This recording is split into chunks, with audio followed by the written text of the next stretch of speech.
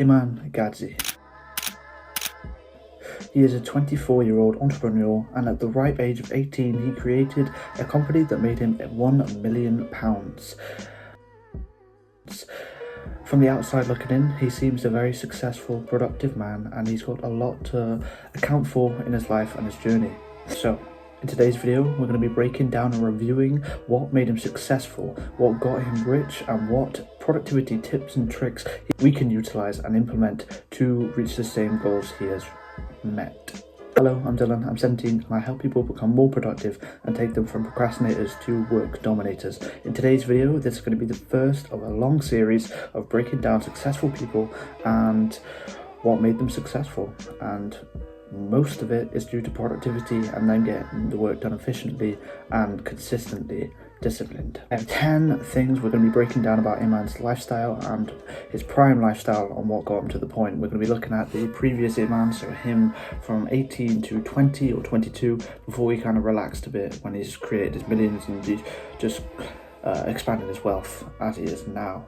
So we're going to be looking at the sleep-wake cycle, the cognitive priming routine, the physical conditioning and neurophysical health, work blocking for enhanced focus, task segmentation and prioritizations, reducing decision fatigue, mental conditioning and resilience, minimizing digital distractions, productivity tools and scheduling, and continuous adaptation.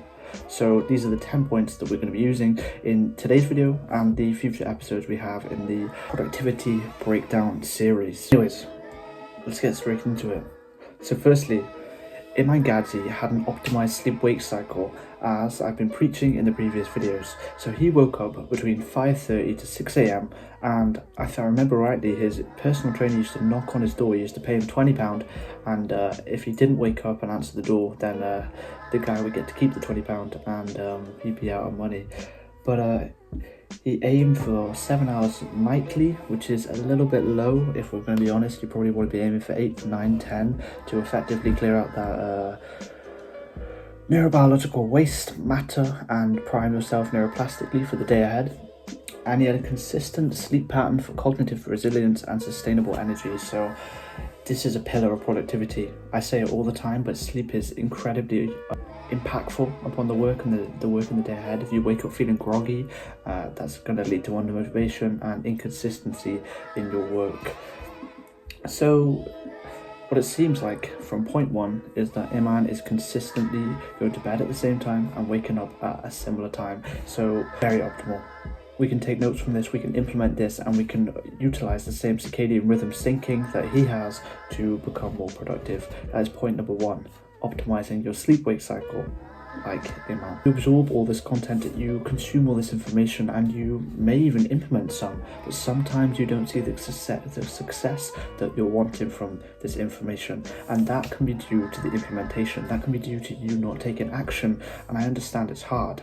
That's why I'm here to help. Links in the description will take you to either a 30-minute free consultation with me, where I can give you basic advice and introduce you to the 21-day work domination program I have made for people like you, and B, the consultation 1-hour session with me, where I can help you go from A, pro procrastinator, to B, pro work dominator, and efficiently and effectively take you to the life you want to lead.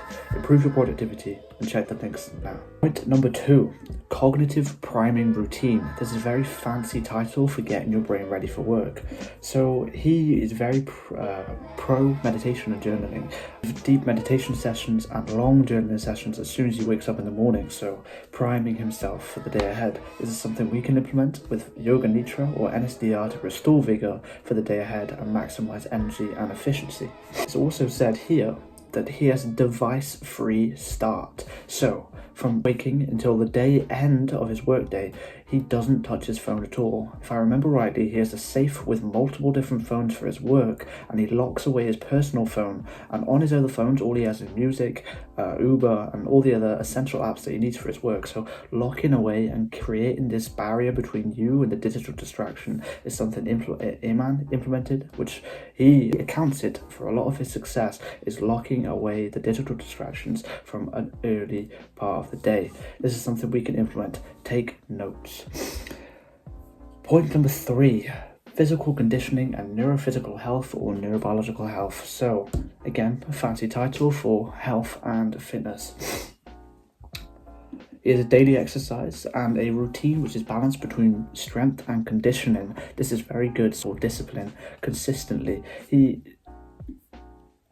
Him having this daily exercise and completing it consistently will compound alongside his other aspects of his business, because he's got this habit, he's got this thing primed into his daily routine, and is building habits that are positive and beneficial towards his work. It's an outlet of his stress, and it will reduce his cortisol longeviously, not in the moment, and this will prime him for the work, as he does this before his work blocks in the morning. So he does this before he does his work, which is something we can definitely take notes on.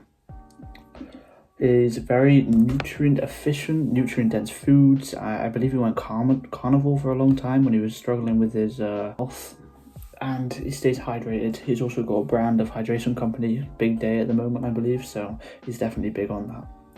Point number 4, and this is an interesting point: structured work blocks for enhanced focus.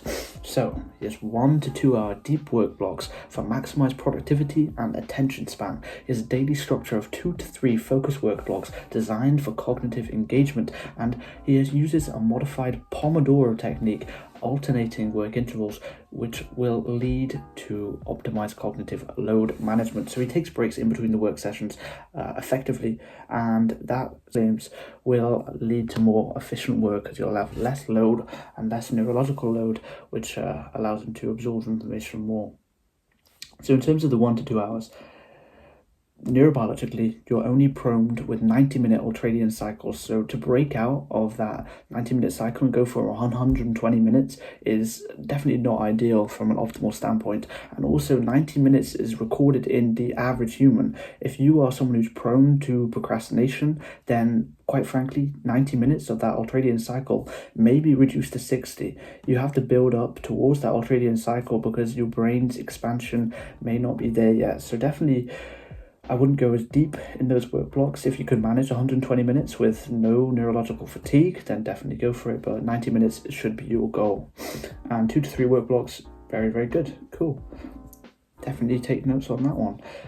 Point number 5, task segmentation and prioritization. So he has creative work, content creation, and scheduled early to match peak energy. So the creative tasks in the morning are going to require the most neurological front load of his brain. So if he gets it out early in the morning, when he's fresh, when he's restored, when he's full of vigor, then it's effective for him to complete that work. And then the more analytical tasks he does later in the day in his 2nd or 3rd work block.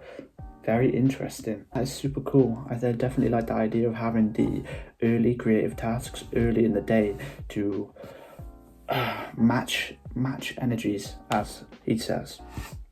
Point number 6, reduce decision fatigue. I recently made a video on this, so it's quite relevant at the moment, but he meal preps. He plans his clothes, he plans his outfits, he plans his meetings, he plans his day, he plans everything the night before. So when he wakes up, all he has to do is act. It removes the friction between you and the work because you know exactly what you're doing, number 1. And number 2, you have the things in place to do it. So he sets out his gym clothes, sets out his work clothes, sets out his meals, sets out his coffee, sets out his water. Every single individual aspect, he's removed the decision fatigue from it to remove the friction and allow for consistency to take toll. I would highly advise that you take note here and do a similar thing. Point number 7, mental conditioning and resilience. He has non-negotiable habits. So, for example, his daily exercise is non-negotiable, his structured work blocks are non-negotiable, and his mindful practice of journaling and meditation are equally as non-negotiable. Having these specified non-negotiable tasks will allow him to be more consistent because he knows deep down he's not allowed to break it, and if he does, the guilt will be overwhelming and most likely send him back onto the correct path.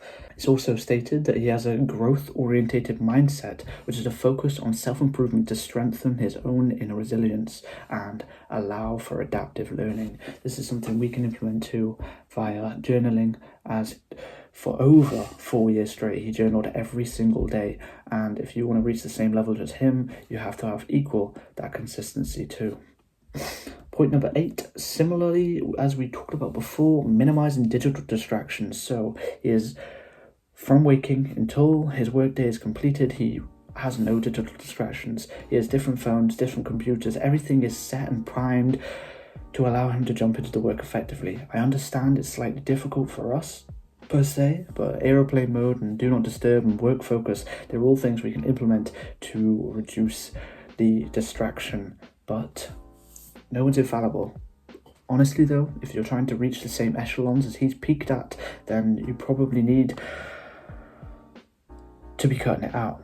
You need to be focused, and digital distractions are not focus engaging, to say the least.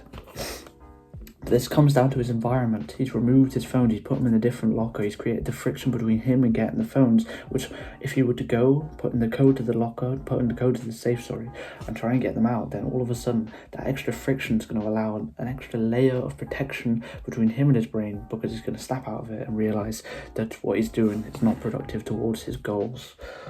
Point number 9, productivity tools and scheduling. So he uses task platforms like Notion or Trello for tracking and delegations of tasks. Personally, I just use iCloud Notes, and I think for beginners, adapting towards Notion, which is quite a coding-based system. I have it myself, I use it for trading. It could be a little bit tricky to engage in. So just use your preferred choice, whether that's paper, digital notes, or anything like that. But that's very interesting there.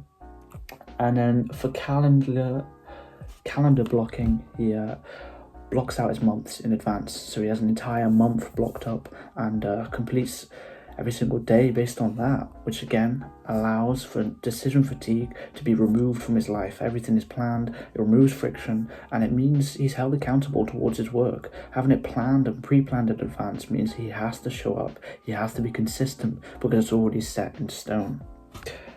Finally, and quite interestingly, point number 10, performance review and continuous adaptation. So every single week, prime Iman Ghadzi at the age of 19 would review his week. He'd reflect on the productivity of his outcomes and adjust strategies as needed.